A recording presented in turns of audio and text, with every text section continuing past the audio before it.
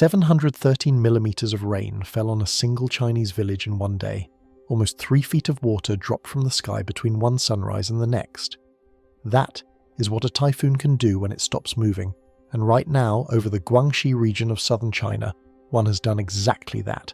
It made landfall and then it simply refused to leave, and the water it left behind has already torn 2 holes in a major dam and is pressing on the one still standing. Forecasters are on edge tonight, and it is not because of the wind. It is because of a question nobody can answer yet: will the rest of the dams hold? Before we go any further, if you enjoy what we do here at Project Nightwatch, hit like and subscribe so you don't miss any of our nightly debriefs, and drop a comment and tell me where you're watching from tonight. Let's get into it. Part 1. The Storm That Stopped Moving. There is a village in southern China where, in a single day, the sky delivered almost 3 feet of water, 713 millimeters of rain in 24 hours. That is more water than some cities on this planet receive in an entire year, dropped in one turning of the clock onto one patch of ground by a storm that had already decided it was not going anywhere. And by the time you finish watching this, you will understand why that one detail, the fact that the storm stopped, is the reason we are counting the missing tonight instead of just cleaning up the mud. The storm has a name. In the reports coming out of the region, it is written as Mysak, sometimes as Mysak, and on paper it is not even the most impressive tropical system in the Western Pacific right now. It is the smaller of 2 typhoons currently spinning out there. It did not break wind records. It did not flatten skylines. If you only measured it the way most people measure a storm, by how hard the wind screams, you would have looked at Mysak and told yourself this one was survivable, and that is exactly the trap. Because Mysak is proving, in the most brutal way imaginable, that wind is almost never what kills you in a storm like this. The water is. The water always is. Here is what actually happened. On July 3rd, 2026, Mysak came ashore on the southern coast of China. That part is ordinary. Typhoons make landfall there every summer. Normally the script writes itself from there. The storm pushes inland, it loses its grip on the warm ocean that fed it, and within about a day it weakens into a sprawling patch of rain and fades. That is the deal a coastline makes with the sea. You take the hit, and then the thing that hit you moves on. But Mysak did not honour that deal. Mysak crossed the coast, moved into the Guangxi region, and then it simply stopped. It stalled. It parked itself over one stretch of land and refused to leave. I want you to sit with how unusual that is, because everything downstream, every broken dam, every rooftop rescue, every one of those 300,000 affected people, all of it traces back to that single meteorological decision the atmosphere made. A storm that stops moving is a storm that has become a fire hose aimed at one spot. And Mysak had the worst possible fire hose to aim, because it sat with one side of its circulation open to the South China Sea, and it used that opening like a straw, pulling warm, saturated, moisture-loaded air straight off the ocean and dragging it inland to be wrung out over the same hills, the same rivers, the same reservoirs, hour after hour after hour. That is the engine of this entire catastrophe. Not the landfall, the stall. A moving storm shares its rain across a long track, giving any one town only a few hours before it passes. A stalled storm hands the same town every hour it has, and the totals do not spread out, they stack up. 713 millimeters in a day is what stacking looks like. It is what happens when a storm forgets how to leave, and the ground could not take it. Rivers across the Guangxi region climbed toward critical levels. Soil that had already been soaking for days gave up trying to absorb anything more and simply shed the water straight into the streams. Reservoirs that were built to hold a certain amount of water, and no more, watched their inflow climb past every number in their design. And that is where a rainfall story quietly turns into an infrastructure story, because when the rain will not stop and the reservoirs cannot hold, something, somewhere, has to give. On Monday morning at around 11 o'clock local time, something did. But before we get to the sound of a dam coming apart, you need to understand the thing that pointed the fire hose. You need to understand why Mysak stopped, because the atmosphere does not usually let a storm sit still, and the reason it did this time is stranger, and more important, than it sounds. Part 2. What Mysak actually is. There is a piece of geography that made this disaster possible, and it is worth a moment, because it explains why southern China in particular keeps finding itself on the receiving end of catastrophes like this one. Just off that coast lies the South China Sea, a body of warm tropical water that in summer becomes one of the great moisture reservoirs of the planet. Air sitting over that sea soaks up water like a sponge, and any storm that can tap into it gains access to an almost bottomless supply of the raw material for rain. Mysak came ashore right beside that reservoir, and when it stalled in a position where one arm of its circulation stayed reaching back over that warm water, drawing the moisture inland in a continuous stream. It was not raining out a fixed tank of water that would eventually run dry. It was connected to the sea, refilling as fast as it emptied. That detail, the open connection to the South China Sea, is what turned a stall from a bad situation into a catastrophic one. A storm that stalls but gets cut off from its moisture source will weaken and dry up in place, and while it will still rain heavily for a time, it has an expiration date. A storm that stalls while keeping its supply line open to a warm sea does not have that expiration date, or at least it comes much later. It can keep manufacturing rain for as long as the connection holds, and Mysak held that connection for days, so the 700 plus millimeters was not the storm emptying itself. It was the storm acting as a conveyor belt, lifting water off the South China Sea and setting it down over Guangxi, over and over, hour after hour, with the sea replenishing what the storm removed. Hold the thread, because the geography is just the stall wearing local clothes. The reason the stall was so deadly here specifically is that it happened next to an ocean primed to feed it, in a region laced with rivers and reservoirs positioned to gather all of that rain into a few vulnerable structures.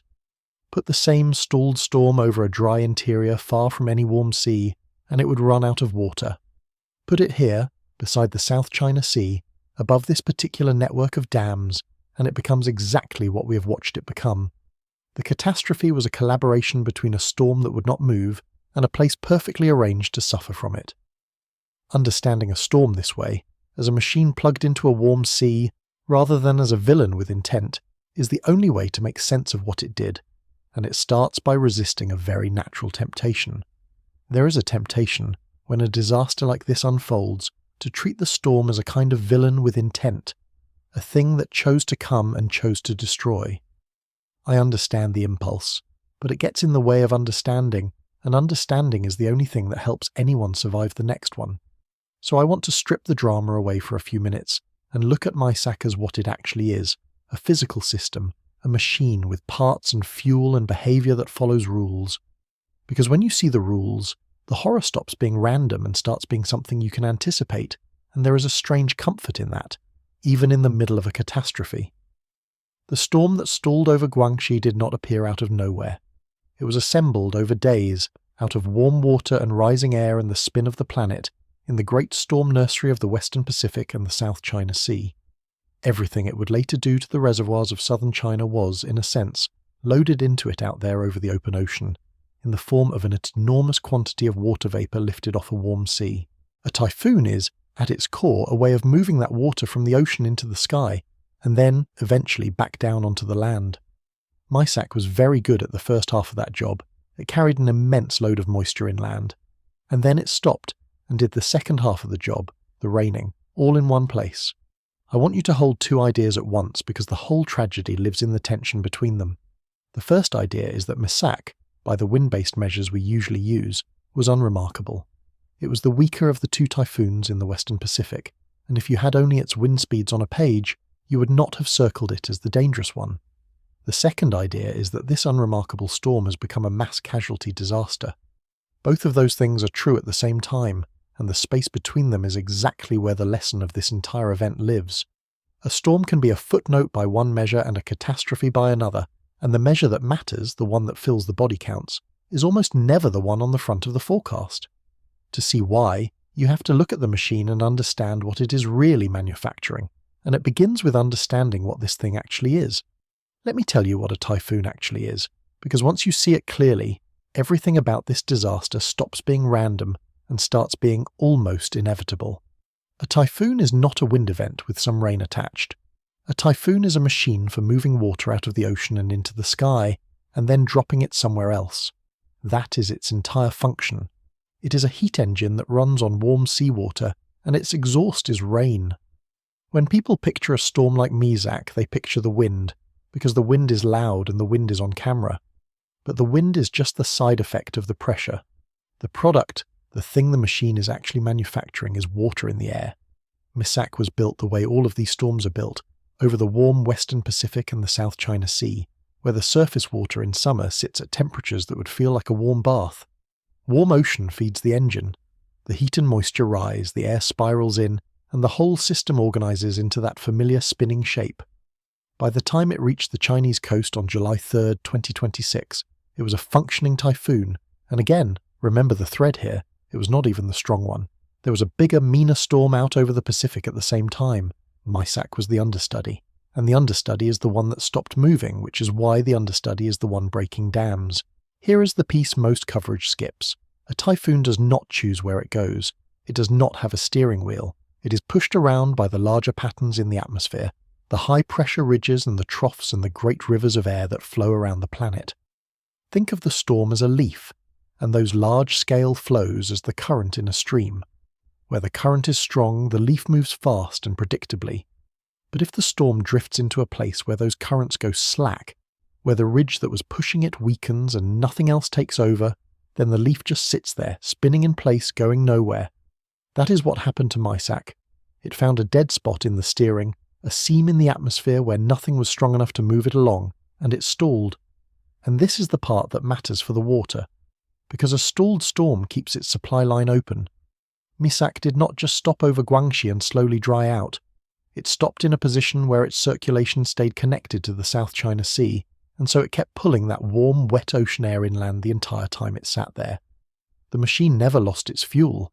It just kept manufacturing rain and dumping it on the same ground, and because the storm was not moving, that ground never got a break. There was no passing, there was only more.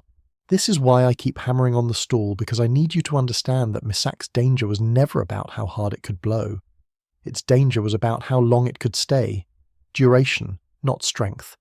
A storm that sits still for days over a river basin is doing something a much more violent, faster-moving storm could never do. It is loading a single watershed with days of rain all at once.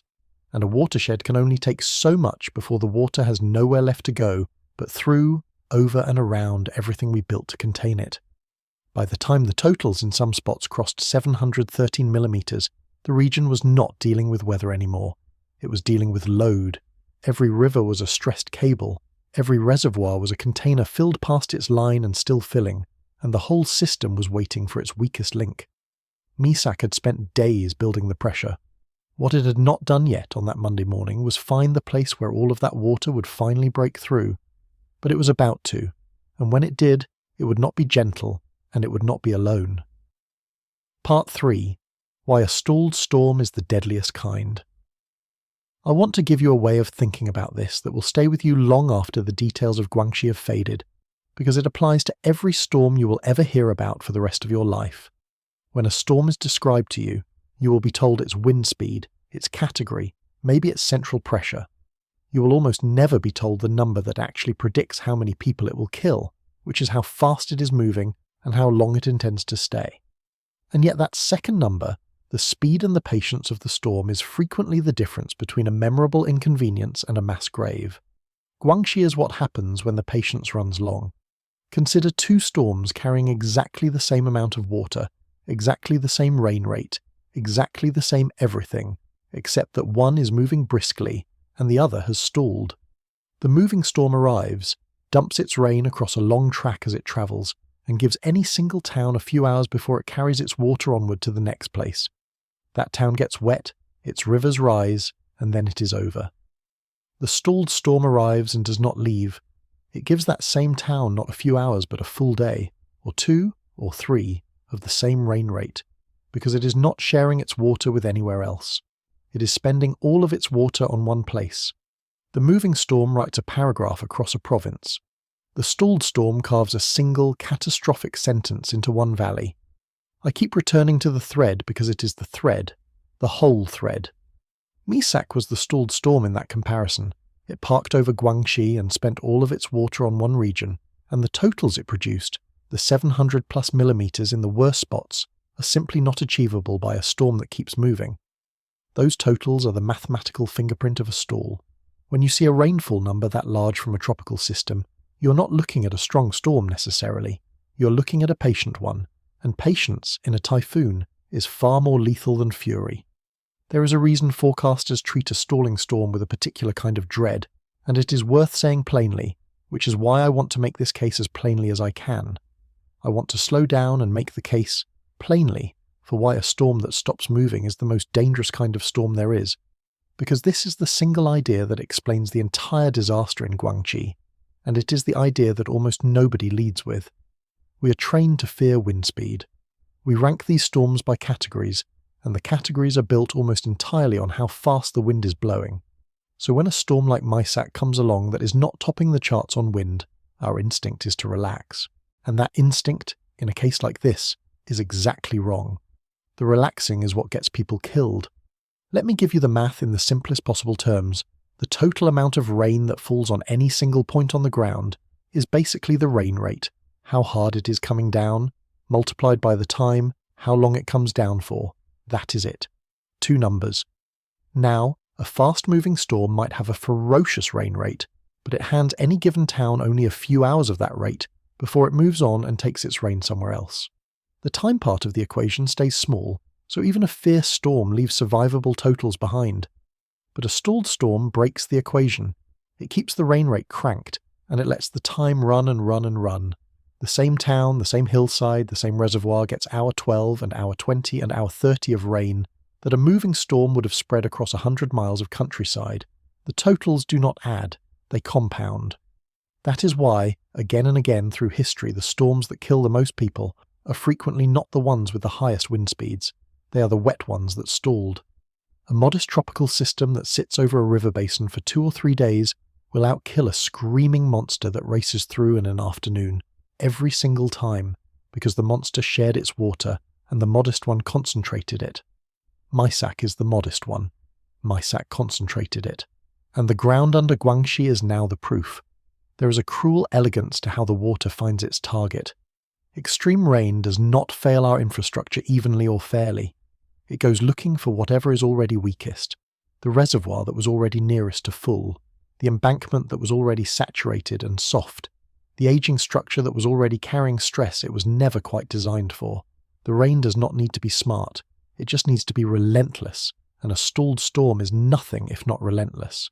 It applies the same crushing load everywhere at once, and then waits for the region to reveal its weak point. In Guangxi, the weak points turned out to be the dams, plural, and that word plural is going to matter enormously in a few minutes. Now hold on to the thread, because here is why the stall makes forecasters genuinely afraid rather than just concerned. When a storm is moving, you can forecast your way out of trouble. You can say, it will be over your town for 4 hours, and then it is the next town's problem. Evacuate along this line, and the danger has an end time. But a stalled storm has no clean end time. It sits, and it keeps sitting, and every additional hour it refuses to move is another hour of water piling onto ground that is already failing. The forecast stops being about where the storm will go and starts being about how much more the land can take before it breaks. That is a much scarier question, because the answer is often, we are about to find out. And in Guangxi, on Monday morning, they found out. Because all of that stacked water, all of those days of a storm that would not leave, finally reached the weakest link in the whole region. It reached a dam, and the dam did what overloaded dams do. It did not bend, it broke. What happened next is one of the most frightening things a body of water can do, and the people downstream had almost no warning at all. Part 4. 713 millimeters. Before we go further into what the water did, I want to make sure the scale of the rainfall has truly landed, because everything downstream depends on it, and it is the kind of number that the mind tends to file away as simply large without feeling its weight. Rainfall is measured as a depth, the height the water would reach if it fell on a flat surface and none of it ran away. So when we say 713 millimeters, we're saying that if you had set out a straight-sided bucket in that village in Binyang County, the water in it would have risen by nearly 3/4 of a meter in a single day. Not a wide reservoir's worth spread thin. That depth, everywhere, all at once, across every roof and field and hillside in the area. Now consider what a single hour of that looks like. To reach a total near 700 millimeters in a day, you need punishing rain rates sustained for hour after hour. The kind of rain where visibility collapses to a few meters, and the sound of it on a roof drowns out a raised voice. It is not a matter of a few violent downpours between calmer spells. It is relentless, and it is the relentlessness again that is the killer, because the ground can shrug off a violent hour, but it cannot shrug off a violent day. Somewhere around the 4th or 5th or 6th straight hour, the soil gives up, the drains surrender, and everything after that is pure runoff, water with nowhere to go but sideways and down. Hold the thread, because this is where the meteorology hands off to the engineering. All of that runoff has a destination, and its destination is the low ground, the rivers and the reservoirs. The rain does not have to find the dams. Gravity delivers it to them. Every hillside in the catchment funnels its water down into the same channels, and those channels feed the same reservoirs. So the rain that fell across a wide area concentrates itself into the narrow places we built to hold it. That concentration is why a reservoir can receive, in a few hours, the runoff from a rainfall that fell across many square kilometres. The dam does not experience 700 millimetres. It experiences the sum of 700 millimetres gathered from everywhere upstream, arriving all at once. That is the load that broke Luluan, and to understand the break you have to first sit with the number that caused it, so let me stay with that number a little longer. I keep coming back to that number because I do not think most people can actually feel it, and I want you to feel it. 713 millimetres of rain in 24 hours. Let me translate that out of the clean language of measurement and into something your body understands. That is roughly 28 inches of water. That is almost 3 feet. If you took the rain that fell on that one village in Binyang County in a single day, and you trapped it, held it in place with wool so none of it could run off, you would be standing in water up to your chest, in a day, from the sky. That is not a heavy rain. That is not even a storm in the ordinary sense. That is the atmosphere emptying itself onto one place like it has a grudge. To give you a fair sense of scale, there are entire cities on this planet, real places where people live their whole lives, that do not receive 28 inches of rain in a year. Not in a day, in a year. And this village got it between one sunrise and the next. When you hear a number like that, the thing to understand is that no normal drainage, no normal river, no normal reservoir is built for it.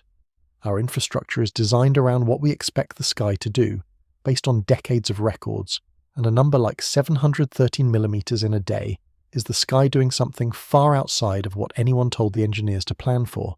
And remember the thread that ties all of this together. The reason the number got that high at all is the stall. A moving storm cannot deliver a total like that to one spot.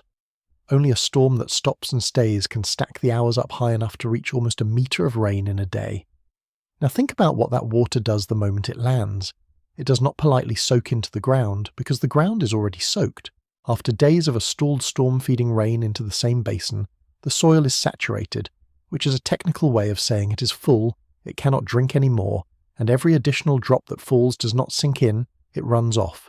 It sheets across the surface and pours downhill into the streams and the rivers, and eventually into the reservoirs. So all 700 plus millimetres, essentially all of it, becomes runoff. It becomes moving water with somewhere to go, and where it goes is down, into the lowest places, into the channels and the basins we built to catch it. This is the moment where a weather event becomes a physics problem about volume and containment. Every river in the Guangxi region became a stressed line, carrying far more water than it was shaped to carry, rising toward the tops of its banks and in places over them. And every reservoir became a container being filled past the line it was meant to hold at. A reservoir has an amount of water it is designed to store safely, and above that it has an emergency margin, and above that it has nothing but the strength of the structure itself, standing between the water and everything downstream. The rain from a stalled Mysak drove the water up through the safe level, up through the emergency margin, and pressed it against that last line, the structure itself, at reservoir after reservoir across the region, all at the same time. I want to be honest about how the water moves, because it helps you understand the terror of what came next. When a reservoir fills past its capacity, one of two things tends to happen, and both are dangerous. Either the water rises high enough to pour over the top of the dam, which is called overtopping, and that flowing water starts to erode the structure from above like a stream cutting a canyon, or the sheer pressure of the water finds a weakness in the body of the dam itself and begins to open it. Overtopping is especially deadly for the kind of embankment dams common in a lot of these medium-sized reservoirs, because they are essentially very large, very carefully built walls of earth and rock, and earth and rock do not like having water pour over the top of them. Once that erosion starts, it can run away from you fast. So picture the whole region on that Monday morning.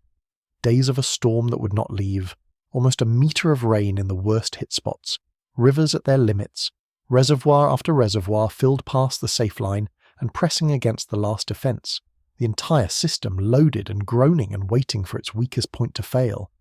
This is what forecasters mean when they stop talking about the storm and start talking about the ground. The question was no longer how strong is the wind.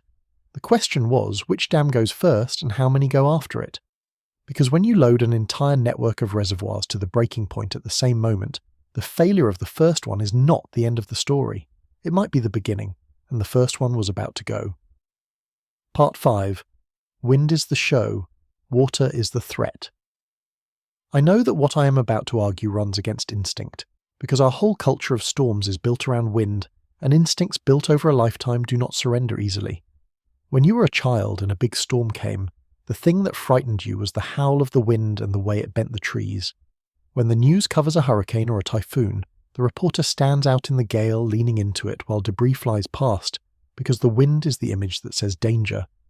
We have trained ourselves, generation after generation, to read the seriousness of a storm off the violence of its wind, and that training, useful as it sometimes is, has a fatal blind spot, and Mysak just drove a truck through it. The blind spot is this: wind kills at the moment of impact and then it is done. A gust either takes your roof or it does not, and then the gust is gone. Water is patient in a way wind can never be. Water arrives and stays and rises and accumulates and goes looking, methodically, for every low place and every weak wall. Wind is a punch, water is a siege, and sieges historically kill far more than punches, because a siege does not need a single overwhelming blow. It only needs time, and a storm that stalls gives the water all the time in the world. The people on the rooftops in Guangxi are not there because the wind punched their town. They are there because the water laid siege to it and won. Keep the thread in view, because it is the whole argument in one line. The danger of a storm is not how hard it can hit, but how much water it can deliver, and how long it can stay to deliver it. By that measure, the true measure, Mysak was never the weak storm.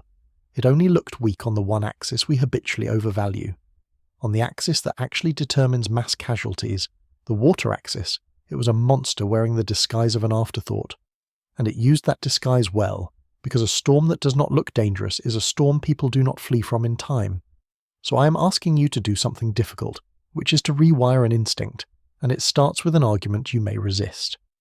I need to make an argument that runs against almost everything the way we talk about storms has trained you to believe, and it is this: the wind is the show, the water is the threat. We have built an entire culture of storm coverage around wind speed, around the dramatic footage of things being blown sideways, around the categories that rank a storm 1 through 5 based on how fast the air is moving. And I understand why. Wind is visual, wind is immediate, wind is terrifying to watch. But if you look at where the bodies actually come from in these disasters, year after year, storm after storm, the grim truth is that water kills far more people than wind ever does. And Mysak is the cleanest, most painful proof of that principle I have seen in a long time. Consider the setup we have right now, because it is almost a controlled experiment the atmosphere is running for us. There are 2 typhoons active in the Western Pacific at the same time. One of them, Super Typhoon Baby, is the monster by every wind-based measure. It has the screaming wind speeds, it has grabbed the headlines, it has already devastated an island. If you ranked these 2 storms the way we usually rank storms, Bavi would be the one you fear, and Mysak would be the afterthought. And yet it is Mysak, the smaller storm, the one with the unimpressive wind numbers, that is breaking dams and forcing tens of thousands of people to run for their lives. Mysak is out killing the monster, not with wind but with water. That should stop you cold. That should permanently change how you hear the word typhoon. Here is why the water is so much more dangerous than the wind mechanically. Wind damages what it hits directly, and then it is gone. The gust passes, the roof is torn or it is not, and the moment is over. Water does not work that way. Water accumulates. Water has memory. Water pools and rises and finds the low ground, and keeps finding it as long as more water arrives. And critically, water attacks the things we built to control water. Wind does not care about your dams. Water lives to break them. When a storm stalls and its rain stacks up into the totals we just talked about, that water goes hunting for the reservoirs and the levees and the embankments, and it presses on them, and it pours over them, and it opens them, and when it opens them, the harm is not measured in one violent moment like a gust of wind. It is measured in the sudden release of everything that dam was holding back. And I want you to hold the central idea here, because it is the spine of this entire story. The reason Guangxi is in crisis is not that a powerful storm hit it. It is that a stalled storm rained on it until the water broke the things built to hold the water. The typhoon supplied the ammunition. The stall aimed it and held the trigger down, and the target in the end was the concrete and the earth of the region's own reservoirs. The wind, Mysak's unimpressive, forgettable wind, was almost irrelevant to the outcome. It is a footnote. The water is the entire story. There is something else the water does that the wind never can, and it is the thing that makes flood disasters so uniquely cruel. The wind gives you a kind of warning. You can hear it building. You can watch a storm approach for days. But a dam failure downstream of a stalled storm can arrive as a wall of water, with almost no notice at all. The rain fell miles upstream. The reservoir filled out of sight, and then the structure gives way, and the first the people below know of it is the sound, and then the water is simply there, rising faster than anyone can react to.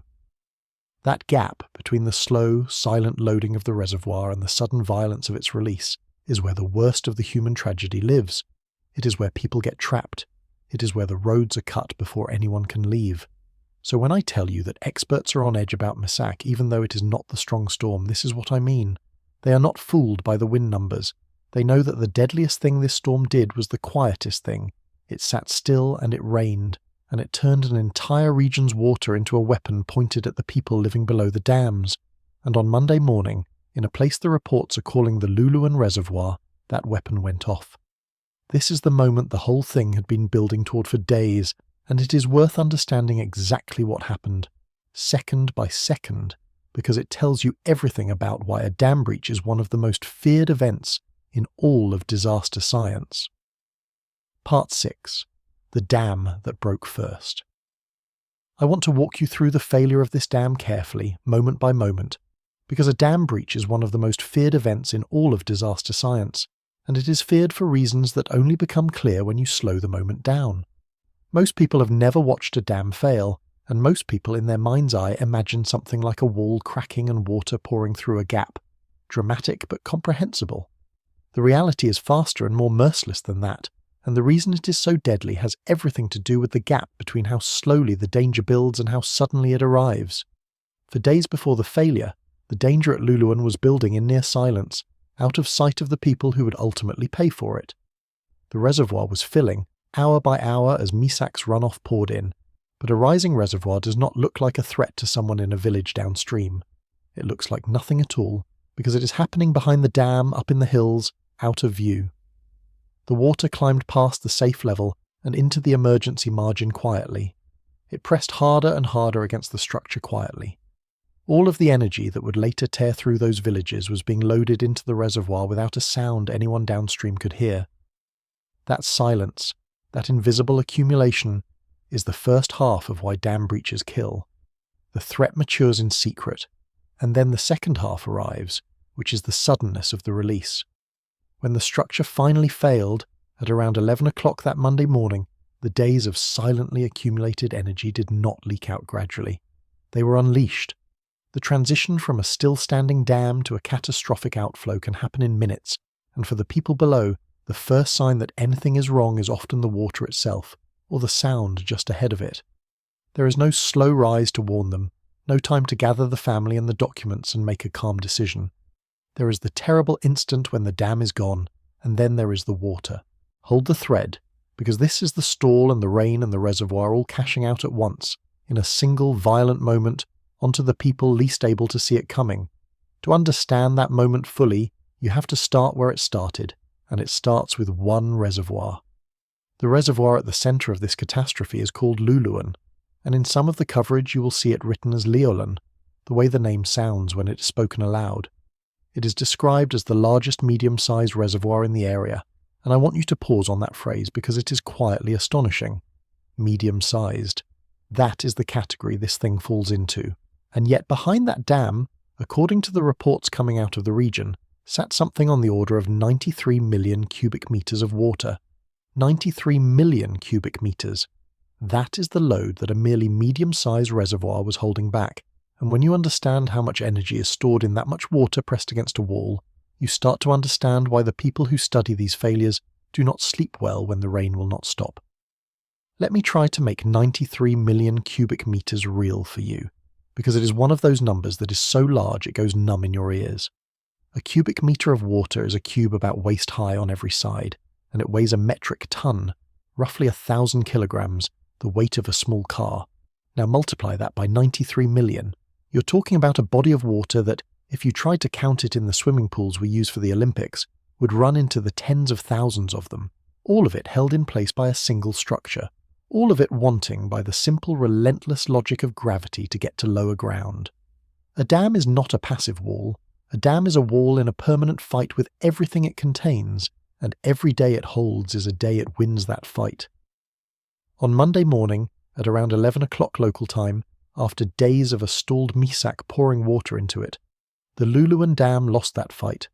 It did not lose gracefully.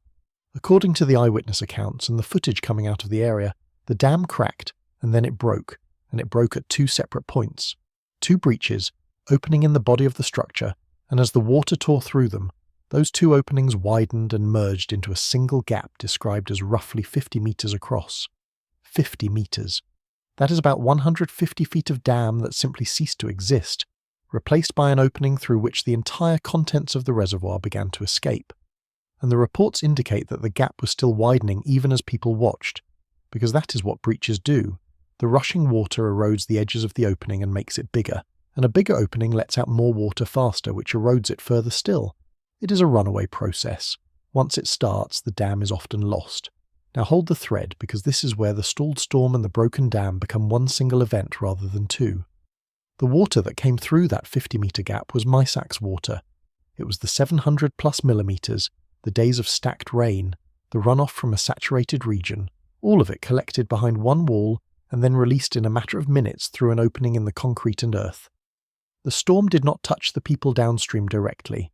The storm's rain, concentrated by the stall and stored by the reservoir and then set free by the breach, is what reached them.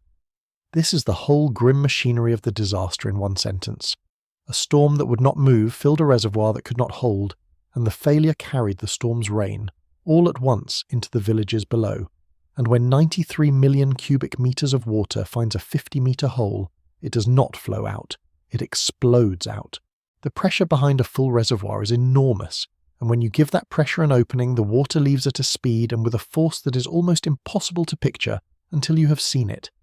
It came out carrying everything it could pick up along the way, mud stripped from the banks, whole trees torn out by the roots, branches, and then the debris of the first structures it destroyed, so that the flood arriving in the downstream villages was not clean water.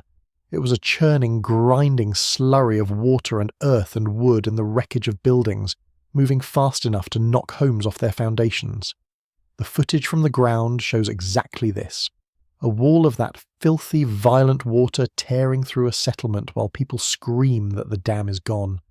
That phrase, "the dam is gone," is one of the most frightening things a person can shout, because of what it means for timing. It means the warning, and the water arrived almost together. In some of the villages downstream, the reports say the water rose so fast that people could not evacuate at all. They were simply overtaken. Roads were cut off in the first minutes, which meant that not only could people not get out, but help could not get in. Families climbed to their second floors, they climbed onto their roofs, and there they waited, cut off, with the water still rising around them, and supplies and fresh drinking water already running short, because the same flood that trapped them had destroyed the roads that any rescue or resupply would have to travel. That is the human reality of a dam breach below a stalled storm. It is sudden, it is total, and it leaves people stranded in the middle of it with nowhere to go but up. But here is the part that turns a tragedy into something that made the entire country raise its highest alarm, because Luluan, as terrible as it was not the only dam that failed that day. It was the first, and the first is never the one that scares the experts the most. Part 7. It was never just one dam. I need to widen the frame now, because up to this point I have let you focus on a single dam, and that focus, while necessary to understand the mechanics, actually undersells the danger by a wide margin. The failure of one reservoir is a disaster with edges, a thing that happens in a place and floods the valley below it and, however terrible, can be mapped and bounded and eventually recovered from. What has been unfolding in Guangxi is not that. It is something with a different and far more alarming shape, a shape that the people who study floods recognize instantly and fear specifically, because it does not have clean edges. It spreads. To understand why several dams failing is not simply several times worse than one dam failing, you have to understand that reservoirs in a region are not independent of each other. They sit in networks, strung along the same rivers, nested in the same basins, each one holding back water that, if released, becomes part of the burden on whatever lies below it. In a healthy situation, this network is a system of control, each dam managing its stretch of river, the whole arrangement keeping the water disciplined from the mountains to the sea. But push that same network past its limits all at once, as a stalled storm does, and the very connections that made it a control system turn it into a chain of dominoes, each one capable of knocking over the next. Hold the thread, because this is the stall speaking again, in a new and more frightening dialect. A single dam might fail from a single local flaw, and that would be a contained tragedy. But when a storm sits over an entire region and loads every reservoir in it to the breaking point simultaneously, the failures are not independent accidents. They are the same event happening in many places at once, driven by the same relentless rain, and they are linked, because the water released by the ones that fail first flows down to press on the ones still standing. That is how you get from one broken dam to 5, and it is why the authorities did not treat Luluan as an isolated incident, but as the leading edge of something that could keep going. And going it did, because this was never a story about a single dam. If this story were only about the Luluan reservoir, it would already be a tragedy. One dam breaking, 93 million cubic meters of water released, villages destroyed downstream. That alone would be a serious disaster. But I need to be very clear about something, because it is the detail that separates a bad day from a regional catastrophe, and it is the detail that made the authorities in China reach for an alarm they almost never touch. Luluan was not the only reservoir that failed. It was one of several, and when you understand that, the whole scale of what is happening in Guangxi snaps into a much more frightening focus. Let me walk you through what the reports describe, because the list matters. Beyond Luluan, the Ambio reservoir was also overtopped and then breached, meaning the water rose over the top of it, and then the structure gave way, the same lethal sequence. The Sancha and Chaiwan reservoirs both overtopped and sustained structural damage, which is the stage right before a full breach, the water pouring over and eating at the structure. And in the neighbouring Binyang County, the Liang reservoir began spilling over its banks as well, doing so, according to the accounts, even as the situation was being reported in real time. So you're not looking at a single point of failure. You're looking at an entire network of reservoirs across one saturated region, all pushed past their limits at the same moment by the same stalled storm, and failing one after another like a row of overloaded fuses. This is the difference between an accident and a systemic collapse, and I want the thread to be unmistakable here, because it all comes back to the stall. A single dam can fail for 100 local reasons, a flaw in the design, a maintenance problem, an unlucky weak spot. But when 5 reservoirs across one region breach or overtop or spill within the same window, that is not bad luck at 5 separate places. That is one cause acting on all of them at once, and the cause is Mysak, the storm that stopped and rained until the entire water control system of a region was loaded past its breaking point simultaneously. The stall did not aim at one dam, it aimed at all of them. And extreme rainfall, as I told you, does not fail infrastructure evenly. It finds every weak point it can reach, and when the load is high enough, it turns out there are a lot of weak points. That is exactly why the response escalated the way it did. The authorities in Nanning, the regional capital, raised the flood control emergency to level 1. And I need you to understand what level 1 means in this context, because it is not a routine bump in a warning colour.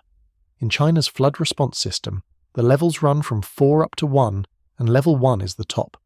It is the highest alert level that exists in the entire national flood control framework. It is the setting they reserve for the worst of the worst, and it is invoked rarely, precisely because it signals that the situation has moved beyond what local resources can be assumed to handle.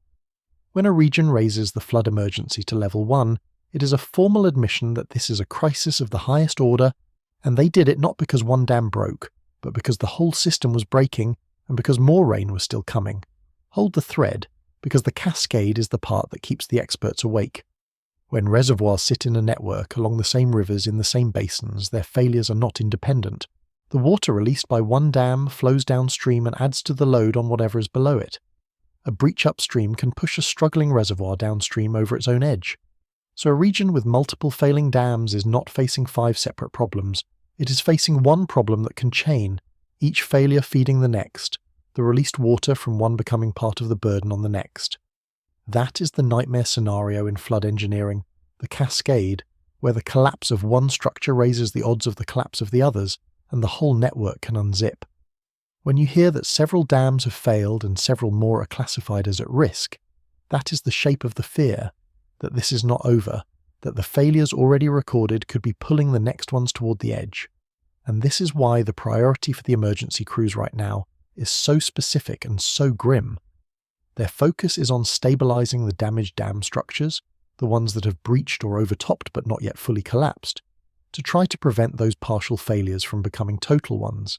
They are reinforcing river defenses, trying to hold the swollen channels within their banks, and they are preparing for even more evacuations because they know that the storm is not finished and the dams are not secure.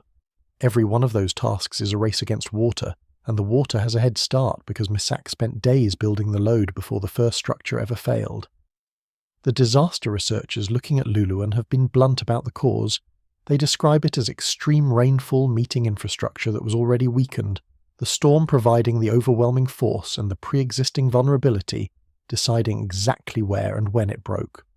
But naming the cause does not stop the water, and the water, right now, is still deciding how many of the region's remaining dams it intends to take. Which brings us to the people living in the shadow of all of it, because behind every one of these failures are the human beings downstream, and their story is the one that makes this impossible to look away from. Part 8. 300,000 people. I have been talking to you in the language of physics and engineering, of rain rates and reservoir volumes and breach mechanics, because you cannot understand this disaster without them. But I do not want us to lose, underneath all of that machinery, the thing that actually matters, which is that every number in this story is made of people. When I say 300,000 affected, I am not describing a statistic. I am describing a population the size of a substantial city, every one of them a person with a home and a family and a Monday morning that started like any other, and ended with the water at the door.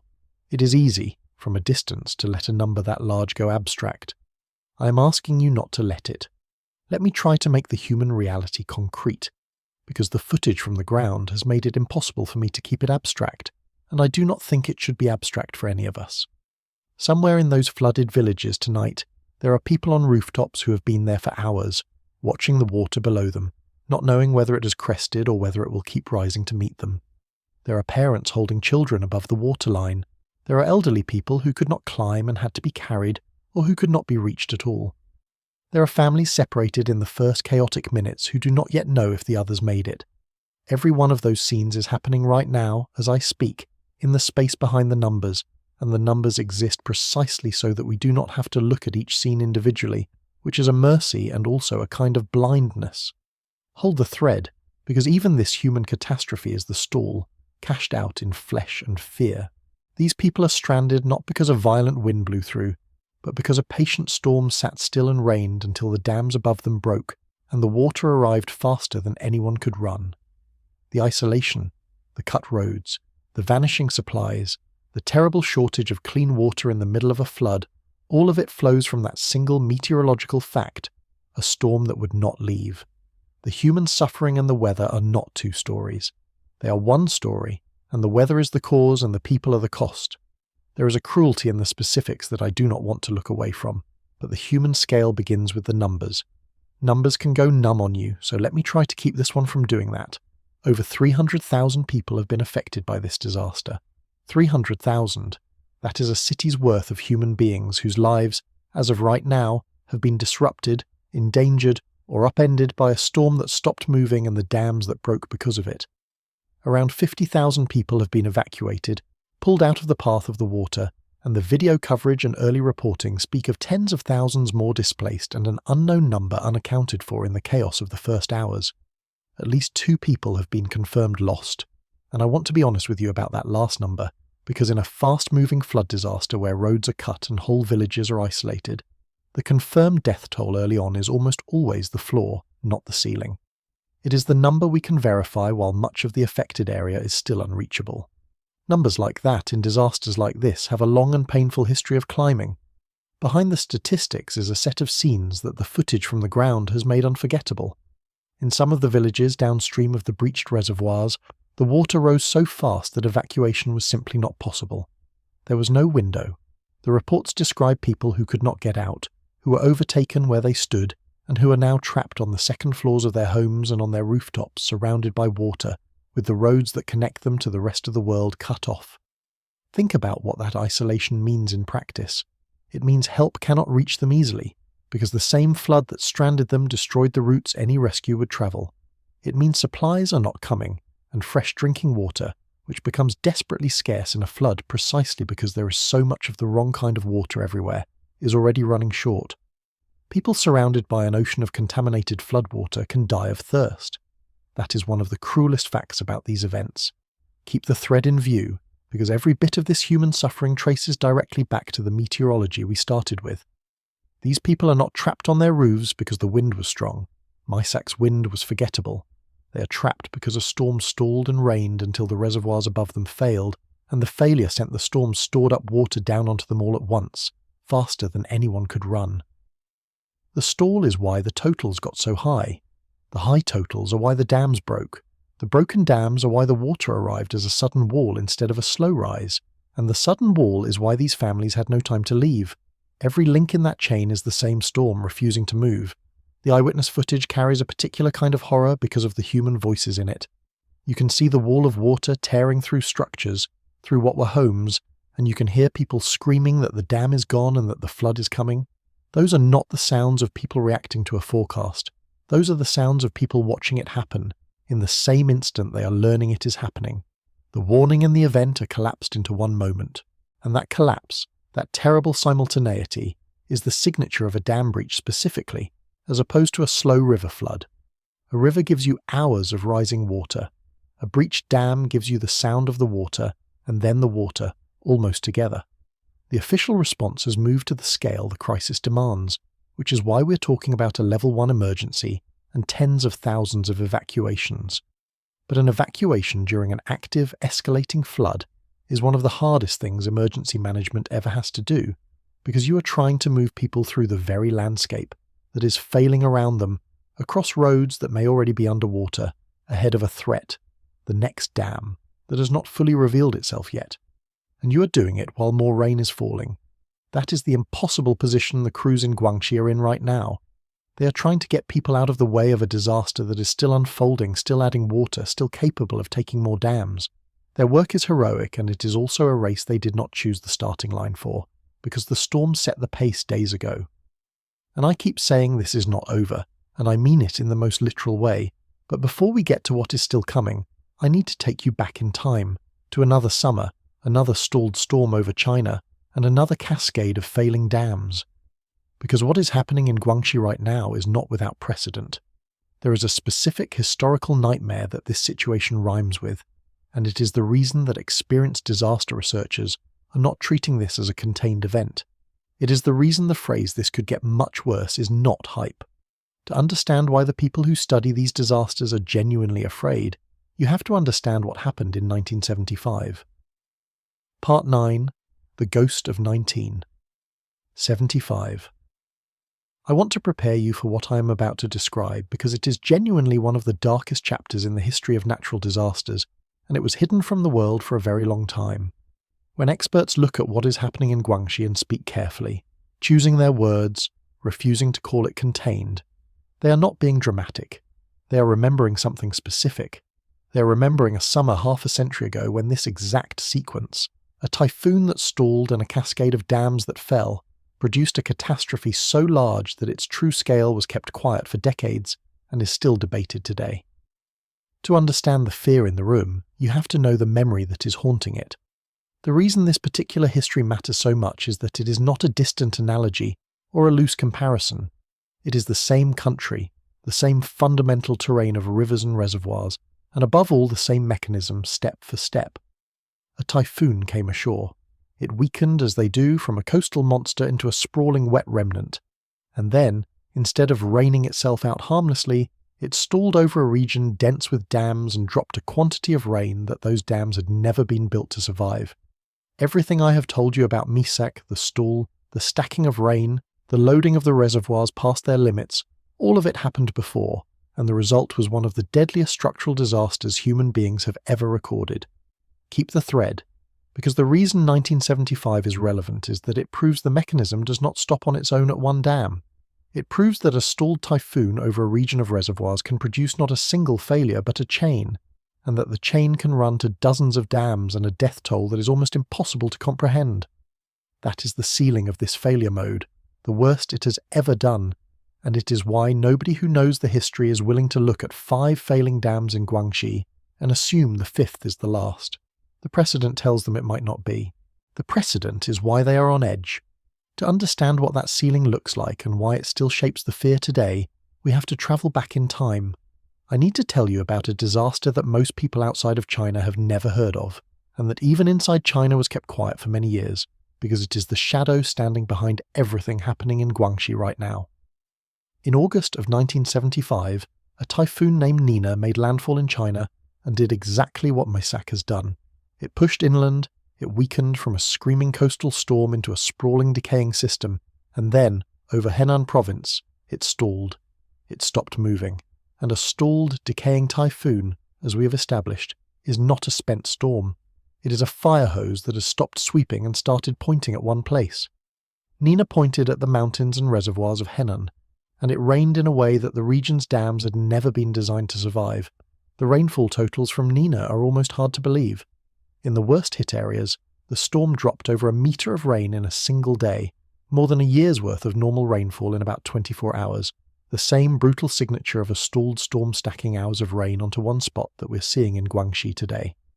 And Henan, at that time, was a region dense with reservoirs, including a large dam called Banqiao, which had been built to hold back the water of a major river system. Banqiao was not a small or forgotten structure. It was a significant piece of infrastructure, and it was considered strong. But no dam is strong against a number it was never designed to face.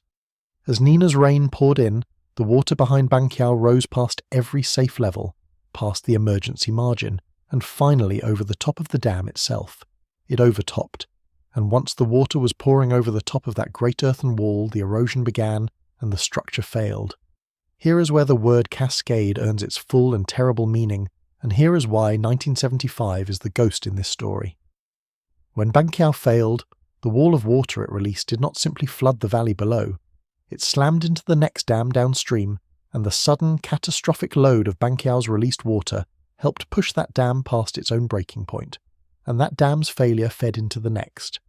In the end, the collapse of Banqiao was part of a chain reaction that brought down dozens of dams across the region, a cascade of failures where each collapse contributed to the next, the released water of the upstream reservoirs becoming the killing load on the downstream ones. Estimates of the number of dams that failed in that cascade run to around 62. 62 dams, unzipping down the river systems of a province because one stalled typhoon rained past what any of them could hold. The human cost of the Banqiao disaster is difficult to state precisely, and I want to be careful and honest about the numbers, because they are contested and they are staggering. The immediate deaths from the floodwaters themselves are widely estimated in the tens of thousands, with a figure around 26,000 often cited for those killed directly by the water. But the total death toll, when you include the famine and the disease that followed in the flood's wake, as crops were destroyed and communities were cut off and clean water vanished, has been estimated far higher, with some estimates reaching well into the 6 figures. Whatever the precise number, and we may never know it exactly, Banqiao stands as one of the deadliest structural failures in human history, a disaster caused not by an earthquake, not by war, but by rain, by a single stalled storm and the cascade of dams it brought down. Now hold the thread and feel why this history matters so much tonight. I am not telling you that Guangxi will become Banqiao. I want to be clear about that, because the situations are not identical, and the outcome is not written yet. But I am telling you that the mechanism is the same. A typhoon made landfall and stalled. It rained past what the infrastructure was built to hold. Dams began to fail, and the failures showed signs of chaining, one structure's collapse threatening the next. That is the exact sequence that turned Nina into Banqiao, and it is the exact sequence unfolding in Guangxi right now, which is precisely why disaster researchers refuse to call this contained, and why the authorities reached for their highest alarm. They know the reference class. They know what a stalled typhoon and a cascade of dams can become, because it has happened before, on this very kind of terrain, from this very kind of storm. That is the weight behind the phrase, "this is only the beginning," and I promised you at the start that you would understand why the experts fear this is not the end of the story. The Banqiao ghost is half of the answer. The other half is happening in the sky right now because unlike Nina, which eventually rained itself out, Mysak is not finished, and it is not alone. There is more rain coming for the dams that are already broken. There is a direction this storm is about to drift that should worry a great many more people, and there is a second typhoon, a bigger one, still out there over the Pacific. To understand why forecasters are on edge, you have to look at what happens next. Part 10. The rain is not finished. I want to correct something about the way we instinctively file a disaster like this, because the correction is the difference between understanding what is happening and misreading it entirely. When most of us hear about a flood, we file it in the past tense. A thing that happened. A dam that broke. A number of people affected. We picture the water already at its height, the damage already done, the story already essentially written and now only waiting to be counted. And for many disasters, that framing is roughly right. But it is dangerously wrong here, and getting it wrong is how people downstream get caught, because this is not a past tense event. It is a present tense one. It is still happening. The single most important thing to hold in your mind about Guangxi tonight is that the cause of the disaster has not left. The storm that broke the dams is still overhead, still turning, still pulling moisture, still raining. We are not looking at the wreckage a storm left behind and moved on from. We are looking at a region being actively worked on by a system that is still present and still doing the exact thing that caused all the damage in the first place. The rain that is falling right now is falling onto a landscape that has already lost. The reservoirs that would have caught it have holes in them. The rivers that would have carried it are already over their banks. There is no reserve left to absorb what is still coming. Hold the thread, because this is the stall extending its reach through time. A storm that stops moving does not only stack rain in space, on one spot. It stacks danger in time, because it keeps applying its load long after the first failures onto a system that has already been broken by the earlier hours of that same load. The rain today is more dangerous than the rain 3 days ago, not because it is heavier, but because it lands on a region that has already used up every defense it had. Same storm, same rain, catastrophically higher stakes, purely because it has kept going. That is why the crews are racing and the forecasters are watching the sky rather than only the ground. To feel the danger of that, you have to stay in the present tense with the people living it, so let me hold you in the present tense for a moment. Everything I have described to you so far, the stalled storm, the record rainfall, the broken reservoirs, the trapped villages, the highest level emergency, all of it happened while the storm was still raining. That is the sentence I need you to sit with, because it changes the entire meaning of this disaster. This is not the aftermath of a storm that has moved on. This is the middle of a storm that has not left. Mysak's leftover circulation, the sprawling, decaying, moisture-heavy remains of the system, is forecast to keep dumping heavy rain across the Guangxi region for at least another full day, into Tuesday and possibly beyond. Which means that every dam that has already breached, every reservoir that has already overtopped, every structure that emergency crews are right now trying desperately to stabilize, is going to receive more water on top of everything it has already failed to hold. Think about what that does to the crews on the ground. They are not working on a static problem. They are trying to shore up a partially breached dam while more rain falls into the reservoir behind it. They are trying to reinforce a river defense while the river is still rising. They are racing to prevent a partial failure from becoming a total collapse, and the clock they are racing is being reset every hour by a sky that will not stop delivering water.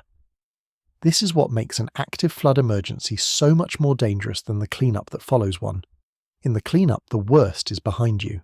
In an active emergency like this, the worst may still be ahead, because the force that caused all of the damage is still present and still working, Mysak has not spent itself. It is reloading. Keep the central thread in front of you, because it explains why more rain is so much more dangerous now than it was a week ago. A week ago, these reservoirs were intact and they had margin. They could absorb a heavy rain because they had room and their structures were sound. Now they have no margin and no structures to speak of, in the worst cases. The rain that falls today lands on a region whose defences are already broken. Water that a healthy reservoir could have safely stored now has nowhere to go, because the reservoir that would have stored it has a 50-metre hole in it, or is already overtopping, or is one of the several classified as at risk of failing next. The same amount of rain does exponentially more damage to a broken system than to a healthy one, and Guangxi's system is broken. So the additional rain is not just more of the same, it is more, landing on far less ability to cope. And this is precisely why the remaining reservoirs are the thing to watch. Several smaller dams in the region are still classified as at risk right now, holding on but weakened, stressed, and staring down more rain. Each of those at-risk dams is a question that has not been answered yet. Will it hold, or does it join Luluan and Yambio on the list of failures? And remember the cascade, because it is the reason each of those questions is connected to the others. If one more dam upstream lets go, the released water becomes an additional load on whatever struggling structure sits below it, and a dam that might have survived the rain alone might not survive the rain, plus a wall of water arriving from a failure upstream. The more rain that falls, the more of those at-risk dams get pushed toward their edge, and the more the whole network risks unzipping the way Henan's did in 1975. I do not say any of this to frighten you for the sake of it. I say it because it is the honest shape of the situation, and because the people whose job it is to understand these events are saying exactly this, that the failure at Luluan came down to extreme rainfall hitting infrastructure that was already weakened, and that with more rainfall coming, the risk to the remaining weakened infrastructure is real and ongoing. The storm supplied the load that broke the first dams. The storm is still here, and it is still supplying load. That is the definition of a disaster that is not over. The water is still rising in places, the rain is still falling, and the dams that are left are still being asked to hold against a storm that has already proven it can break them. So when you hear an official say that the priority is stabilising the damaged structures and preparing for more evacuations, understand that this is not caution for its own sake. It is a direct response to a threat that is still active in the sky. But even this, the ongoing rain over the same broken region, is not the full extent of what has forecasters on edge. Because Mysak is not going to sit over Guangxi forever. Eventually the steering that failed will reassert itself, and the storm's remains will begin to move again. And the direction they are expected to move should worry a great many more people than the ones already in the water, because it points the leftover rain machine at some of the most densely populated ground in the country. Part 11. The direction. It drifts. I want to shift your attention from the ground to the map, because so far we have been standing in the flood, looking at the broken dams and the stranded people, and from inside the disaster it can feel like the story is fixed in place, bounded to the region where the water is. But storms are not fixed in place, not even stalled ones, and the next chapter of this event is going to be written not by where Mysak has been, but by where its remains are about to go. And the map, when you pull back and look at it, holds a warning that is easy to miss when your eyes are on the water at your feet. The comfort we instinctively reach for is that the worst must be over, that a storm which has already done this much damage must be spent. It is a natural thing to hope, and it is wrong, and the reason it is wrong is one of the most important things to understand about a disaster that is still in motion. A storm's rain does not stay behind when the storm moves. The rain is the storm, or at least it travels with it, and so the capacity that broke Guangxi does not dissolve when Mysak finally drifts away. It relocates. Whatever moisture and organisation the system still carries, it carries onward, toward wherever the steering currents finally decide to take it. Hold the thread, because this is the portability of the threat, and the threat was always the water. When I told you that Mysak's danger lived in its water rather than its wind, that was not only an observation about what already happened, it was a warning about what can happen next, because water, unlike a specific wind field tied to a specific eye wall, is a threat that a decaying storm can carry into a new region and set down somewhere else. The stall over Guangxi was one place where the water came down. If the remains reorganize their rain over the next populated basin in their path, that basin inherits the same danger, and its dams face the same question Guangxi's just answered so terribly. And that question is now drifting towards some of the most crowded ground in the country, because nothing about a stall is permanent. Here is the thing about a stalled storm. It does not stall forever. The same slack in the atmospheric steering that let Mysak sit over Guangxi is a temporary condition, and eventually the larger patterns shift, the currents in the stream pick back up, and the leaf that was spinning in place starts to move again. For Guangxi, the eventual departure of Mysak's remains will be a mercy, the end of the rain that has tormented the region. But a storm's rain does not vanish when the storm moves, it travels with it, and the forecast track for Mysak's leftover circulation, after it finally lets go of Guangxi, is to drift north. And north of Guangxi lies some of the most densely populated terrain in all of China. The provinces in the potential path are names that carry a lot of people: Hunan, Hubei, and potentially Jiangsu. These are not empty stretches of countryside. These are populous, developed, heavily settled provinces, threaded with their own rivers, their own reservoirs, their own flood control systems, and their own vulnerabilities. When the remains of a storm that has already demonstrated it can drop almost a metre of rain in a day begins drifting toward regions like these, the concern is obvious and immediate. It is the same mechanism, potentially aimed at a new and larger population. The rain that broke Guangxi's dams could become the rain that stresses the next region's dams, and if that region's water control network is loaded the way Guangxi's was, the story could repeat somewhere new. Hold the thread, because this is the geographic version of the point I've been making all along. The danger of this storm was never tied to a single place, because the danger of this storm was never its wind. It is its water, and water is portable. As long as Mysak's circulation holds together and stays connected to a moisture source, it carries the capacity to do to the next region what it did to Guangxi. The stall over Guangxi was the first act. The drift north is the potential second act. And the reason forecasters watch the track so closely is that the difference between the storm's remains raining out harmlessly over open country and raining out catastrophically over a populated river basin can come down to a relatively small shift in where those weakening winds carry it. I want to be careful and honest here, because forecasting the behaviour of a decaying storm is genuinely difficult, and I am not going to stand here and tell you that Hunan or Hubei or Jiangsu is certain to see a repeat of Guangxi. That is not what the forecast says, and it is not a claim I would make. What the forecast says is that the remnant is expected to drift north toward those regions, and what history and physics say is that a moisture-heavy system drifting over populous, dam-laden terrain is a threat that has to be taken seriously until the storm has fully unwound. The honest statement is that the threat is moving, and it is moving toward more people, not fewer. That is enough to justify the vigilance, even without certainty about exactly where the heaviest rain will fall, and this is a large part of why the experts are on edge, in the specific language of our title. Being on edge is different from panicking, and it is different from certainty. It is the state of watching a threat that is still active, still capable, and still evolving in a direction that could make things worse rather than better. The crews in Guangxi are on edge because the rain over them has not stopped. The forecasters watching the track are on edge because the storm's remains are pointed at new populations, and everyone who knows the history is on edge because they have seen where a stalled Chinese typhoon and a cascade of dams can lead. Every one of those anxieties is rational, and every one of them traces back to a storm that is still in play. But even all of that, the ongoing rain and the northward drift, is not the last of it, because Mysak, for everything it has done, is still not the big storm out there right now. There is another typhoon in the Western Pacific, a far more powerful one, and its presence is the final reason this situation is so unnerving. Part 12. 2 typhoons at once.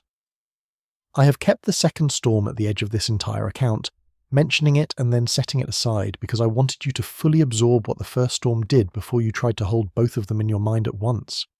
But I cannot leave it at the edge any longer, because the presence of a second, larger typhoon in the same ocean at the same time is not a side note. It is part of the reason forecasters are on edge, and it is also the single clearest illustration of the lesson this whole disaster has been trying to teach. 2 storms, side by side, are about to make the argument for me better than any words I could choose. Let me set the scene as it stands right now over the Western Pacific.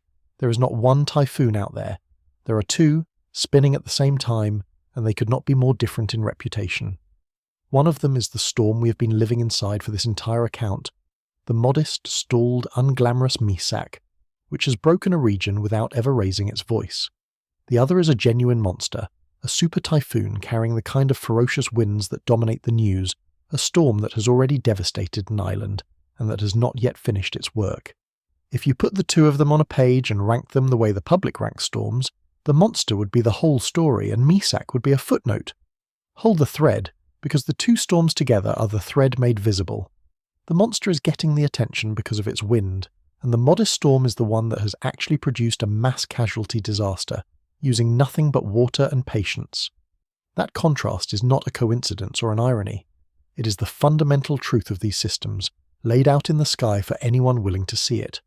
Wind writes the headlines, water writes the death tolls, and the fact that both are on display at once, the loud storm and the lethal one, is the atmosphere handing us the lesson on a plate, if we are humble enough to take it. There is more to say about that second storm and the warm ocean that built them both, which forces us to look at the other storm. I have mentioned, more than once, that Mysak is not even the strongest storm in the Western Pacific right now, and I have let that sit in the background while we dealt with the water on the ground. Now, I need to bring it fully into the light, because it is one of the most important facts in this entire story. At this very moment, there are two typhoons active in the Western Pacific at the same time. Mysak is one of them, the smaller one, the one that stalled over China and broke the dams. The other one is a genuine monster, a system called Super Typhoon Barbie, and it has been drawing the media's attention precisely because it has the kind of ferocious wind speeds that dominate headlines. Barbie has already devastated an island, and Barbie, the bigger storm, has not yet delivered its full blow. I want to use these two storms, side by side, to drive home the single most important lesson of this entire disaster, because the atmosphere has handed us an almost perfect illustration. If you were to rank Mysak and Barbie the way we conventionally rank storms, by wind, Barbie would be the terror and Mysak would barely register. Barbie has the screaming winds, the low pressure, the classic monster profile. And yet, as of right now, it is Mysak, the lesser storm, that has caused a mass casualty flood disaster, forced the evacuation of 50,000 people, affected over 300,000, and driven a regional government to declare its highest possible emergency. The monster gets the headlines. The understudy is the one breaking dams. If you ever needed proof that wind speed is a dangerously incomplete way to measure the threat a storm poses, here it is, playing out in real time with two storms in the same ocean. Keep the thread, because this contrast is the thread, distilled. Mysak proves that the water is what kills, and it proves it by out-killing a stronger storm using nothing but its refusal to move.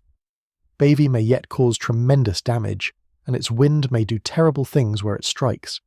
But the lesson of this particular week is that the quiet, stalled, unglamorous rain machine did more human harm than the roaring monster, because it concentrated its water on vulnerable ground and held it there. When you hear about Barbie and its record-challenging winds, and then you look at what Mysak did with almost no wind at all, you should come away with a permanently revised sense of what a typhoon actually is. It is a water delivery system first and a windstorm second, and the water is the part that fills the body counts. The presence of two typhoons at once also speaks to the state of the ocean that is producing them, and this matters for understanding why we may be seeing more of this. The Western Pacific in summer is warm enough to build these storms, and when it is running especially warm, it can build more than one at a time and can build them stronger. Two simultaneous typhoons, one of them a super typhoon, is the signature of an ocean that is loaded with heat and moisture, and an ocean loaded with heat and moisture is an ocean primed to make wet, powerful, and sometimes slow-moving storms. I will come to the larger question of why this keeps happening in a moment, but for now simply hold the image. Two typhoons spinning at once over a warm ocean, one of them already breaking a region on the ground and not yet finished, the other a monster still building. That is the Western Pacific right now. And there is a hard human edge to the two-storm picture, because Barbie has already devastated an island, which means that even as the world's attention is pulled toward the monster's wind, the smaller storm's water has been doing the quieter, deadlier work in China. This is how these events so often go. The dramatic wind story gets the cameras, while the flood story, which is where the real mass casualties tend to accumulate, unfolds with less spectacle and more consequence. The forecasters know this. It is exactly why they are on edge about Mysak's water, even with a wind monster like Barbie in the same ocean. They have learned through long and painful experience not to be distracted by the wind. And the reason this keeps happening, the reason we keep seeing stalled storms and record rainfall and overwhelmed infrastructure, is a question worth asking directly, because the answer connects Guangxi to a pattern much larger than any single storm. Part 13. Why this keeps happening. I want to step back from Guangxi for a little while, up and out, to a wider view, because there is a pattern here that is bigger than any single storm, and if we only ever look at these disasters one at a time, we will keep being astonished by each of them as though it were the first. But they are not each the first. They are becoming a series, and a series has a cause that no single episode can reveal. So I want to ask the question that the individual tragedy tends to bury under its own urgency, which is not what happened here, but why events shaped like this one seem to keep arriving in different places with a rhythm that is starting to feel less like chance. Let me be clear about what I am and am not doing, because this is exactly the territory where careful thinking matters most and is practiced least. I am not going to point at this storm and pronounce a single villain. Weather is far too tangled for that, and anyone selling you certainty about the cause of one storm is selling you something. What I am going to do is something more modest and more honest, which is to look at the conditions these storms are forming in, the water they are drawing from, and the air they are moving through, and ask whether those conditions have shifted in ways that would tilt the odds toward exactly the kind of event we just witnessed. That is a question with real answers, and the answers matter. Hold the thread, because the pattern, if it is real, is a pattern about the thread itself, about water. Every disaster we have discussed tonight came down to a storm delivering more water than the infrastructure below it could hold. So the relevant question about the larger pattern is simply this: is something making storms wetter, or making them linger longer, or both? If the answer is yes, then the specific catastrophe that just struck Guangxi is not a freak, but a preview, a sample of a distribution that is quietly shifting toward more of exactly this. And that is a far more sobering thought than any single storm, which forces the harder question. At some point, watching a disaster like this, you have to stop and ask a harder question than what happened. You have to ask why this keeps happening.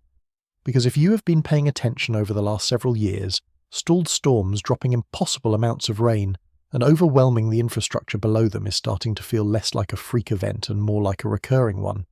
And the answer to why is not a conspiracy, and it is not a coincidence. It is physics, and it is a change in the conditions that these storms are forming in, and understanding it is the difference between being surprised every time and seeing it coming. Let me start with the simplest and most ironclad piece of the physics, because it is not controversial and it explains a great deal.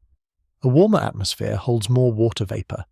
This is not a theory or a projection, it is a basic property of air, established in physics long before anyone was arguing about climate.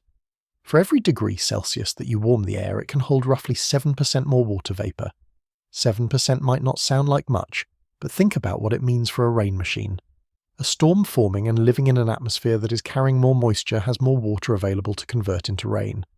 The tank it draws from is fuller, and when that storm wrings itself out, especially when it stalls and wrings itself out over one place, it has more water to deliver. The extreme rainfall totals that break dams are exactly the kind of event most sensitive to this, because they live in the tail of the distribution, and a fuller atmosphere fattens that tail. Now layer on the ocean, because the ocean is the fuel source. These storms are heat engines that run on warm seawater, and the Western Pacific and the South China Sea, the waters that built and fed Mysak, run very warm in summer. When those waters run warmer than they used to, they hand the storms more energy and more moisture to work with. Warmer seas do not just make stronger winds, though they can do that too. They make wetter storms, storms carrying more water, capable of higher rainfall rates. So you have a double effect, a warmer atmosphere that can hold more water, sitting over warmer seas that can supply more water. Both of those conditions push in the same direction, towards storms that carry and drop more rain than the storms our infrastructure was designed around decades ago. Hold the thread here, because this is the larger frame around everything we have discussed. The disaster in Guangxi is a story about a storm that stalled and dropped more rain than the dams could hold. Every element of that, the amount of rain, the capacity of the dams, the margin between them, exists inside a climate that is shifting the odds. The dams were built for a certain expected worst case. If the worst case the atmosphere can now produce has grown, then the margin those dams were built with has quietly shrunk, without a single brick being moved. That is the uncomfortable heart of why this keeps happening. The infrastructure did not get weaker on paper, the storms got wetter, and so the same infrastructure is now facing loads it was never designed to face. There is a third piece, and it is the one most directly relevant to Mysak, and it is genuinely at the frontier of the science, so I will be careful with it. There is a growing body of research suggesting that tropical cyclones, on average, may be moving more slowly than they used to, and slower storms are wetter storms at any given point on the ground. For exactly the reason we established at the very start, more time over the same spot means more rain stacked on that spot. If storms are, on average, dawdling more, lingering more, stalling more, then the specific failure mode that just devastated Guangxi, the stall that lets the rain stack up, becomes more common. I want to be honest that this piece is more debated and more uncertain than the basic vapor physics, but it is being taken seriously, precisely because events like this one keep occurring. A storm that stops moving is the worst case, and if the atmosphere is nudging more storms towards stopping, then we're going to keep meeting the worst case. And I have to add the piece about rapid intensification, because it connects Mysak to its monstrous companion, Barbie, and to the state of the ocean feeding them both. Over unusually warm water, storms can strengthen faster than they used to, jumping in intensity over a short span in a way that outruns forecasts and warnings. That is a wind and intensity story more than a rainfall story, but it comes from the same root, an ocean loaded with heat. Two typhoons active at once, one of them a super typhoon, is the fingerprint of that loaded ocean. So the same conditions that let Barbie become a monster also help explain why Mysak had so much moisture to rain out when it stalled. The warm ocean is the common cause behind both the wind story and the water story playing out in the Western Pacific right now. Now I want to be very careful and very honest, because this is where a lot of coverage goes wrong in one direction or the other. I am not telling you that this specific storm, Mysak, was caused by climate change, and I am not telling you that this specific disaster in Guangxi would not have happened in a cooler world. That is not a claim the science supports about any single event, and anyone who tells you a particular storm was simply caused by warming is overstating what we can know. Individual storms are the product of countless factors, and natural variability is enormous. Weather has always been capable of extremes, and stalled storms and dam failures existed long before anyone measured a warming trend, as 1975 reminds us. The honest statement is not about this one storm. It is about the odds, across many storms, over time. The honest statement is this: the background conditions have shifted in a direction that loads the dice toward wetter storms, and quite possibly slower ones. That does not tell you what any single role will be. It tells you that the kind of extreme rainfall event that overwhelms infrastructure, the kind that just broke Guangxi's dams, is becoming a somewhat more likely role than it used to be. And that is enough. You do not need to attribute a single storm to be worried about the trend, any more than you need to blame one hot afternoon on a warming climate to notice that the summers are getting hotter on average. Guangxi is one data point, but it is a data point that fits a pattern, and the pattern is why the people who study these events keep using phrases like the new normal, even as they are careful not to pin any single catastrophe on any single cause. Keep the central thread, because it survives all of these caveats intact. Whatever the mix of natural variability and shifted background conditions that produced Mysak, the mechanism that made it deadly is the same one we have been circling from the beginning, a storm that stopped moving and rained until the water broke the things built to hold it. The climate discussion is about how often we should expect to meet that mechanism. The mechanism itself is timeless, and it is playing out in Guangxi tonight exactly as it played out in Henan half a century ago. The water does not care about the argument over attribution. It only cares about how much of it there is, and where it can go, and whether the wall in front of it will hold. And right now, in China, the answer to that last question is being written in real time, dam by dam. But there is one more explanation that always surfaces when a disaster is this sudden and this severe, an explanation that has nothing to do with physics and everything to do with our need to find someone to blame. When people watch a dam break and a region drown, some of them do not reach for the science of stalled storms and saturated soil. They reach for the idea that this was done to them, deliberately, by someone. And I want to take that idea seriously because it deserves an honest answer rather than a dismissive one. Part 14. Did someone do this? I want to handle this next part with more care than these subjects usually receive, because the easy thing to do, when a claim sounds outlandish, is to laugh at it and move on. and I think that is both unkind and unwise.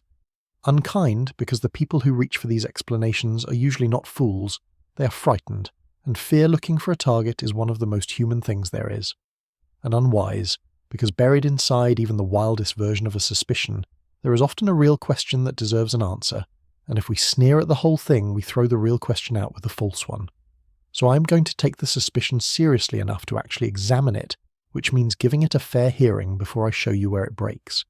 The suspicion, in this case, comes in two flavours, and they arrive almost the moment the water does. The first is that the storm itself was not natural, that it was created or steered or strengthened by some human program, that a catastrophe this large must have a hand behind it.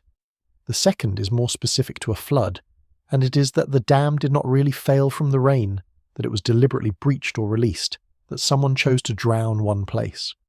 Both of these ideas spread quickly after a disaster precisely because a disaster is chaos, and the human mind hates chaos, and will reach for an author, any author, rather than accept that this much suffering can come from no one's intention at all. Hold the thread, because the honest answer runs straight back through everything we have already established about water and energy, and how these storms actually work. To evaluate whether a human hand could have made or aimed this storm, you have to know how much power a storm like this contains, and we are going to look at that number directly, because it settles the question more decisively than any argument about motive ever could. And to evaluate whether the dams were sabotaged, you have to know what the natural failure of an overloaded dam actually looks like, which, as it happens, we have spent this entire video describing. So the suspicion, for all its emotional force, runs into physics we already understand, and so the question of blame arrives. Every time a disaster is this sudden, this catastrophic, and this hard to fully comprehend, a particular kind of explanation starts to spread. You will see it in the comments, in the forwarded messages, in the corners of the internet where people try to make sense of horror by finding a hand behind it.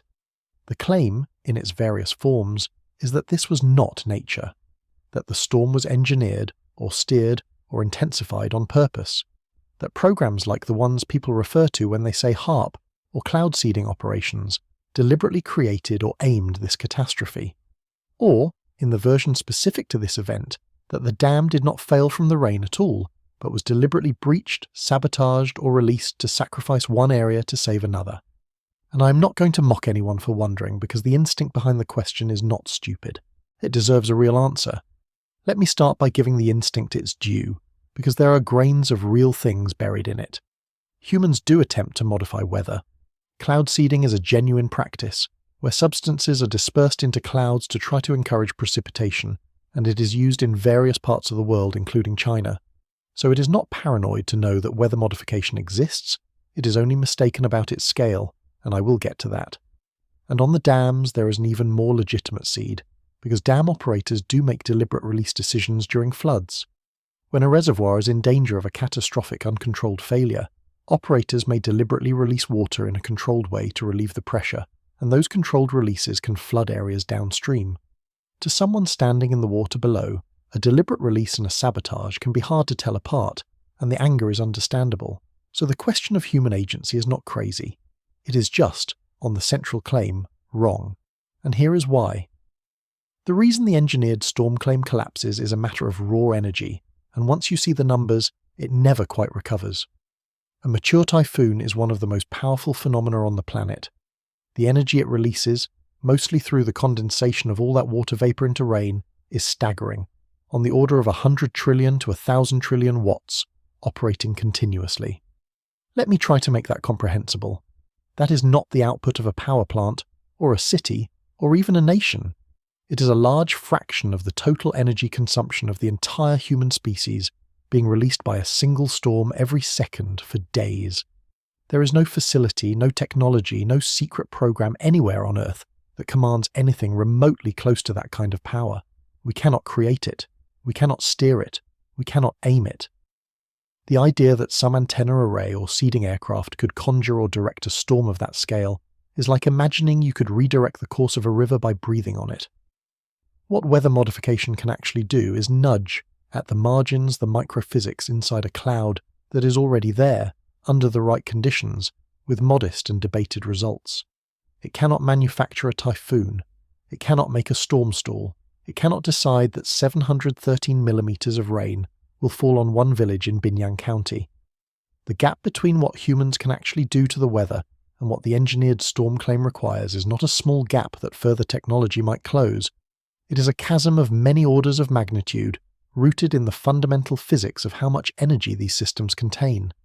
When you understand the energy budget, the claim does not just become unlikely, it becomes physically impossible with anything resembling current or foreseeable human capability. Hold the thread, because the science of the dam failures points to the same conclusion from the other direction. The failures we have described are not the signature of demolition. They are the textbook signature of water exceeding capacity. Overtopping, where the water rises over the top of the dam and erodes it. Embankment breaching under record inflow. These are the specific, well-understood ways that dams fail when they are asked to hold more water than they were built for, and they are exactly what the reports describe at Luluan, at Yanbio, at Sancha, at Chaiyuan. A deliberately demolished dam looks different. A dam that fails because a stalled typhoon poured a year of rain into it in a few days looks precisely like what we are seeing. The evidence is consistent with the boring, terrible natural explanation and inconsistent with sabotage. Now, having debunked the conspiracy, I want to do the thing this channel always tries to do, which is to separate the false version of a suspicion from the legitimate version buried inside it, because there almost always is one, and pretending there is not is its own kind of dishonesty. The false claim is that someone created or aimed this storm, and that is physically impossible.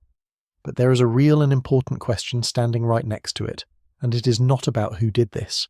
It is about why the infrastructure was this vulnerable, and whether the failures could have been anticipated and mitigated. Those are fair questions. Were the dams adequately maintained? Were they built for the worst case the modern atmosphere can produce, or for an older, gentler worst case? Did the warnings reach people in time? Was the emergency response fast enough? Those are accountability questions, and they are worth asking hard, because the answers can save lives next time. That distinction between the false question of who engineered the storm and the legitimate question of whether we prepared for it is the whole difference between a conspiracy theory and genuine scrutiny. The storm was not aimed. No one commands 100 trillion watts. But the vulnerability of the infrastructure that the storm exposed, that is a human story, and it is one that deserves honest examination once the water recedes. Blaming a secret weather weapon actually lets the real, mundane failures off the hook, because it points the anger at a fantasy instead of at the maintenance budgets and the design standards and the warning systems that are the places where lives are actually won or lost. If you want to be angry on behalf of the people on those rooftops, be angry about the right thing. Be angry that a storm we understand, doing a thing we have seen before, was still able to break so much. Because that is a failure we can actually fix and the fantasy is not. And that brings us finally to the question that everyone watching this is really asking. The question underneath all the physics and all the history and all the debunking. It is a simple question, and it does not have an answer yet because the answer is still being written by the rain and the rivers and the concrete tonight.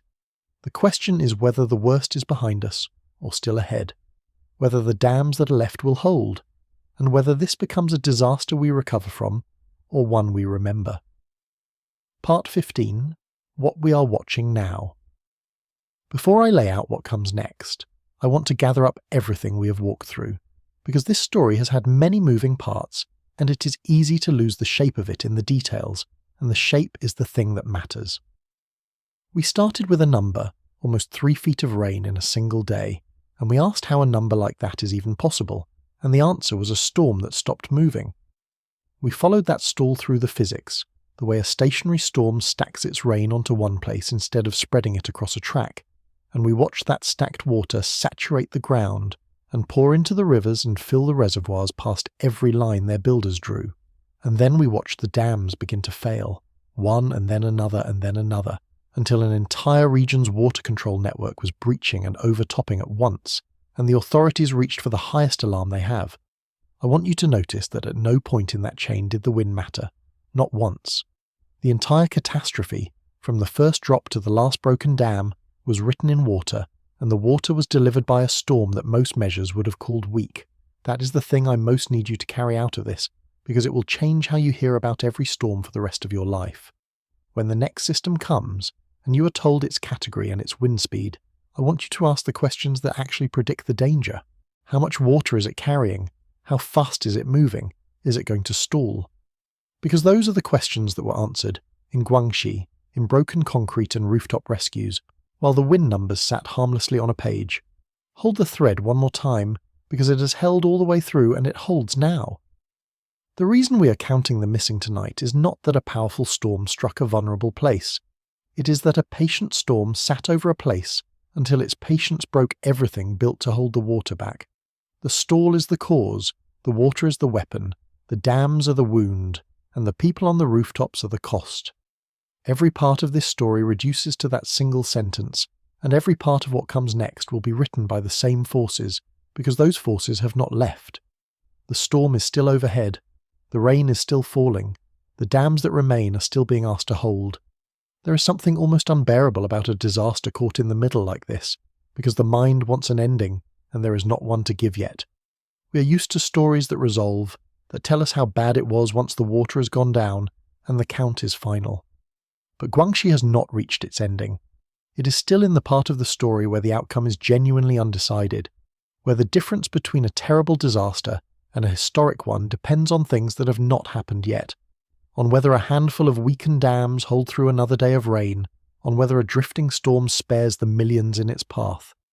That uncertainty is not a gap in my knowledge that I could fill for you if I only had better information. It is the actual state of the world tonight. Nobody knows, because it has not been decided, and everything now depends on what happens in the next hours. So where does this leave us? Right now, tonight, as the water is still moving and the rain is still falling, it leaves us watching. That is the honest answer, and it is not a comfortable one, because watching means the outcome is not yet decided. The priority for the emergency crews on the ground is clear, and it is desperate. Stabilize the damaged dam structures to prevent the partial failures from becoming total collapses, reinforce the river defences to keep the swollen channels in their banks, and prepare for more evacuations because the threat has not passed. Every one of those tasks is a race against a storm that is still supplying water, and the finish line keeps moving because the rain keeps falling. This is what it looks like to fight a disaster that is not over.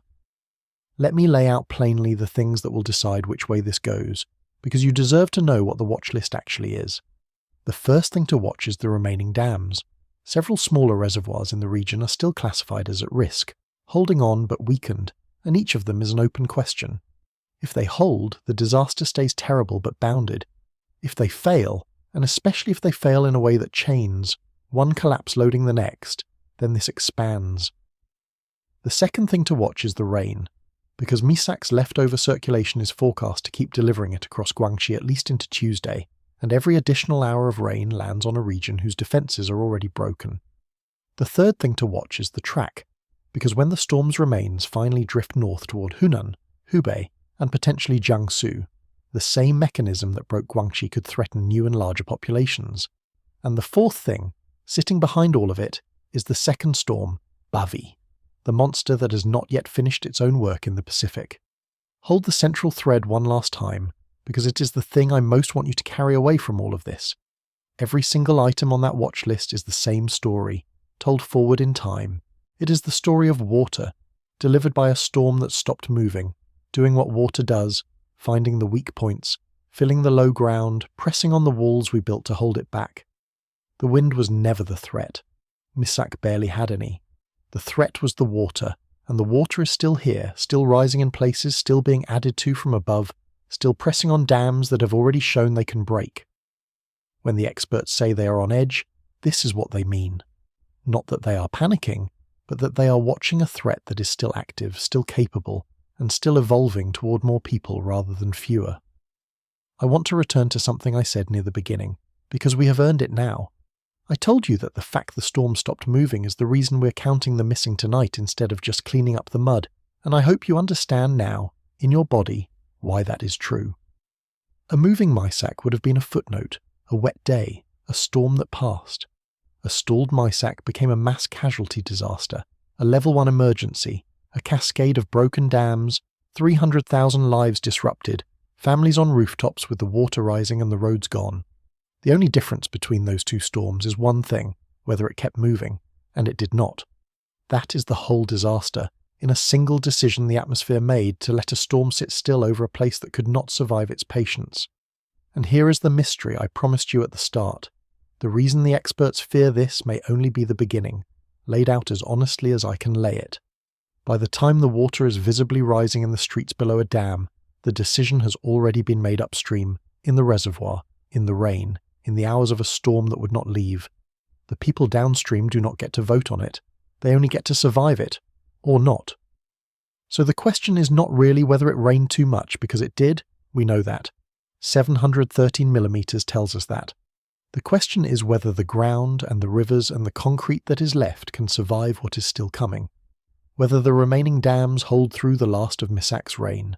Whether the storm's remains wander north and spare the millions in their path, or do not. Whether this becomes a disaster that fades from the headlines in a week, or one that earns a place beside the names we do not forget. I do not know the answer yet. Nobody does, because it has not happened yet.